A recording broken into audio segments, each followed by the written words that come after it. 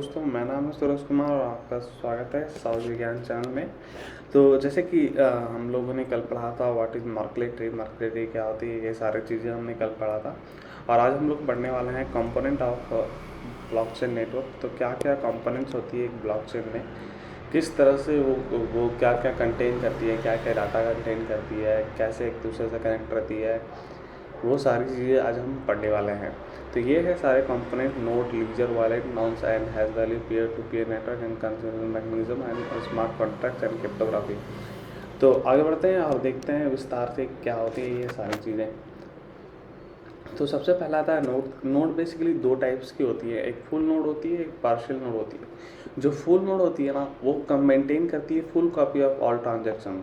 Full node होती है जिसमें सारे नोड्स की जो ट्रांजैक्शन है, जो लीजर में ट्रांजैक्शन हुई है, वो सारे नोड्स की वो सारे कॉपीज रखती है अपनी और वैलिडेट करती है, रिजेक्ट करती है, सारी चीज़ें वही करती है। फुल नोड में होल कॉपी ऑफ ट्रांजैक्शन होता है। एक सिंपल लैंग्वेज में एक फुल नोड अगर है किसी नोड में तो वो फुल ट्रांजैक्शन को अपने अंदर स्टोर करेगा।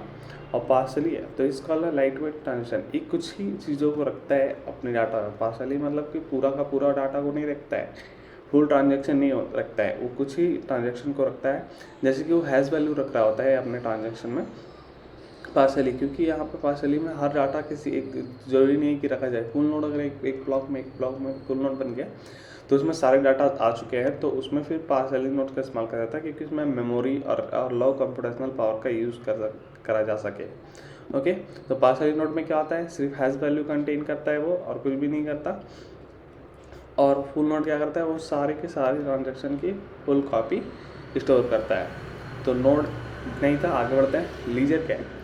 लीजर क्या है ना, एक डिजिटल डाटाबेस है जो इन्फॉर्मेशन कंटेन करता है किसी ब्लॉक। जैसे मैंने बताया था ना, लेखा जोखा कम रखता है लीजर, डिस्ट्रीब्यूटेड लीजर जो भी है, वो सारी चीज़ें जो मैंने आपको शुरू में ही बताई थी जब मैं वो ब्लॉकचेन पढ़ा था, वो है। तो it's digital information where use to digital because the currency exchange between different nodes in a digital currency. तो लीजर भी 3 टाइप्स की होती है। लीजर क्या करती है, इन्फॉर्मेशन को कंटेन करती है, मतलब कि एक लेखा जोखा है, किसी भी नोड का लेखा जोखा है कि वो किस तरह से मेंटेन हो रही है, क्या क्या डाटा जा रहा है, किस तरह से ट्रांजेक्शन हो रही है, नेम, ये सारी चीज़ें, नॉन्स, हैश वैल्यू, वो सारी चीज़ें लीजर के फॉर्म में सेव होती है, मतलब लीजर में इंफॉर्मेशन सेव होती है। तो ये पब्लिक लीजर मतलब कि ये ट्रांसपेरेंट टू ऑल है। पब्लिक जैसे कि नाम से आपको समझ में आ रहा होगा कि पब्लिक है, मतलब कि ऑल ट्रांसपेरेंट है, मतलब कोई भी चीज़ इसमें छुपाई नहीं गई है, या फिर सभी लोग इस चीज़ को एक्सेस कर सकते हैं, देख सकते हैं कि किस तरह की ट्रांजेक्शन हुई है और क्या हुई है, किस ने करा है। ये इस तरह से ये पब्लिक लीजर में आता है।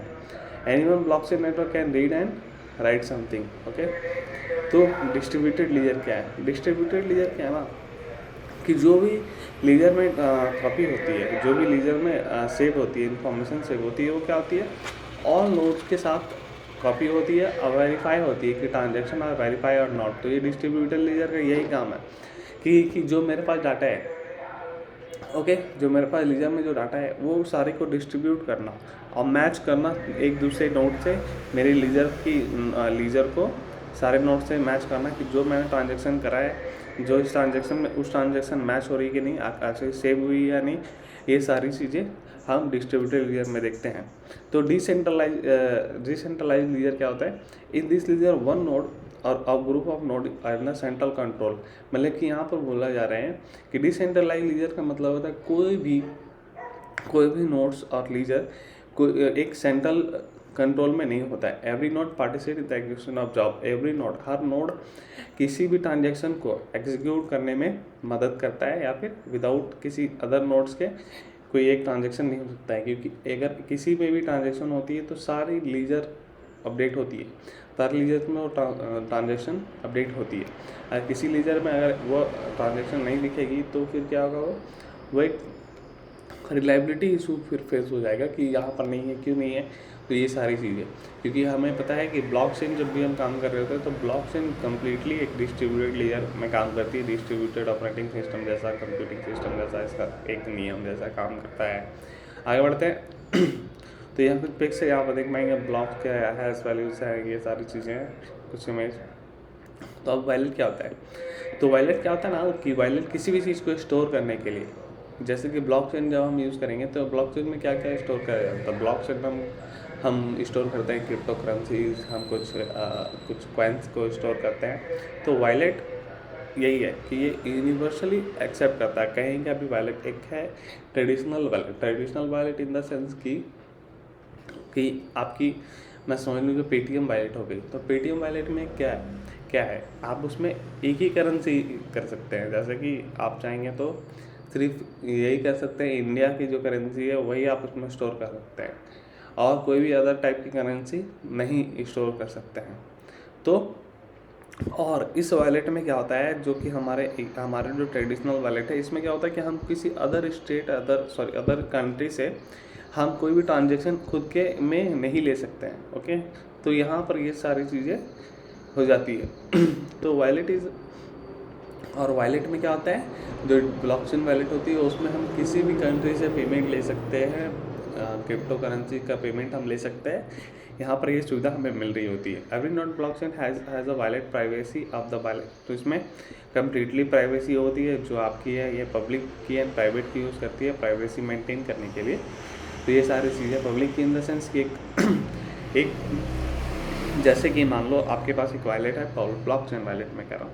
ओके, तो जैसा कि तो उस सेम का एक कोड होगा या फिर एक नंबर्स जैसे कुछ होगी, जिसमें वो होगी पब्लिक इन द सेंस कि अगर आपको कोई पैसे भेजना चाहेगा तो आपसे आपका एड्रेस मांगेगा ना। तो वो जो एड्रेस है, तो एड्रेस मांगने के लिए वो मुझे आपको तो देना पड़ेगा ना कि मैं आपको कुछ पैसे भेजूँ या करेंसी भेजूँ, तो उसके लिए आपको मुझे वॉलेट देना पड़ेगा। तो यहाँ पर पब्लिक की इस्तेमाल होती है। और प्राइवेट की मतलब कि जब आप उसे ओपन करेंगे, मैंने आपको भेज दिया तो आप चेक करेंगे कि मेरे पास आया नहीं, तो आप जब उसे ओपन करेंगे तो अपने आईडी तो डालते ही हैं, जैसे जीमेल डालते हैं तो पासवर्ड जैसे डालेंगे, तो पासवर्ड डालने के बाद आपको जितनी भी वॉलेट है वो आपको शो होगी। तो इस तरह से पब्लिक की प्राइवेट की यहाँ पर इस्तेमाल हो रही होती है। तो 2 टाइप्स की वॉलेट होती है, एक हॉट वॉलेट होती है, एक कोल्ड वॉलेट होती है। ओके, तो ये सारी चीज़ें हॉट वॉलेट और कोल्ड वॉलेट को हम लोग अच्छे से पढ़ेंगे। आगे बढ़ते हैं। नोन्स क्या होता है? Okay, a nonce is observation of the number only used once. Okay, तो नोन्स क्या है ना कि हर एक ब्लॉक पे एक नोन जनरेट हो रही होती है। नोन भी जनरेट होती है क्योंकि एक रैंडम नंबर जनरेट होता है जो कि ब्लॉक को वैलिडेट करता है या फिर एक ब्लॉक को नंबरिंग देता है कि 1 block, second block, third block, इस तरह से करके वो भी हमेशा यूनिक होती है। ओके, तो यहाँ पर it is the 32 bit number generated, 32 bit की नंबर जनरेट होती है। ठीक है, only one time can assist to create a new block. इस हर बार ट्रांजेक्शन में नहीं होती है कि एक ब्लॉक में काफ़ी सारे ट्रांजेक्शन स्टोर हो सकते हैं। तो ये ब्लॉक्स में नोन्स होती है, एक ब्लॉक में एक नोन्स होगी जो उसको एक आइडेंटिफिकेशन भी दे रहा होगा कि ये हाँ ये इस नंबर की ब्लॉक्स है, या फिर इस तरह से कि एक न्यू यूनिक आइडेंटिफिकेशन आपको प्रोवाइड कर रहा होगा। Okay, it's require a vital amount of trial and error. First and minor gases are nonce. तो माइनर क्या करता है, फर्स्ट में एक गैस करता है कि कौन से नोन्स पे काम करता है। तो नोन्स में मिलने का मतलब है कि ब्लॉक नंबर मिलना। That is the append on the gas has value and current error. Okay, after the rehashes the value of compare this to target hashes. Okay, how now it is checked that whether resulting hash value meet the requirement or not. It all the condition meet means is minor is created and answer is guaranteed the block. Okay, तो क्या करता है, नॉन्स अगर check करता है, नॉन्स के जाने के बाद वो हैश वैल्यू पर जाएगा। नॉन्स मिलने का मतलब है कि एक ब्लॉक की आपको एड्रेस मिल गई है। ओके, और ब्लॉक का आपको नंबर पता चला। जैसे कहीं आपको जाना होता है तो आपको कोई भी एड्रेस चाहिए ना कि हाँ आपको यहाँ पर जाना है, तो इस एड्रेस को के बाद आप क्या करेंगे, एड्रेस के बाद आपका एड्रेस में क्या क्या है वो सारी चीज़ें पता चलेंगी। तो वही चीज़ है, नॉन्स की मदद से माइनर हेल्प करता है कि हैशेस वैल्यू जनरेट करने के लिए, और ये सारे कि किस ब्लॉक पे वो माइनर जनरेट कर रहा है, माइनर काम कर रहा है, तो वो नॉन्स के थ्रू हो रही होती है। तो आगे जो हैश वगैरह है वो सारी चीज़ें हम नेक्स्ट वीडियो में पढ़ने वाले थे। उम्मीद करते हैं सारी चीज़ें आपको बड़ी आसानी से समझ में आ रही होगी, और कहीं भी कोई भी प्रॉब्लम है तो ज़रूर से कमेंट करके आप बताएंगे, और ज़्यादा से ज़्यादा चैनल को लाइक और सब्सक्राइब जरूर करते जाएंगे। Thank you.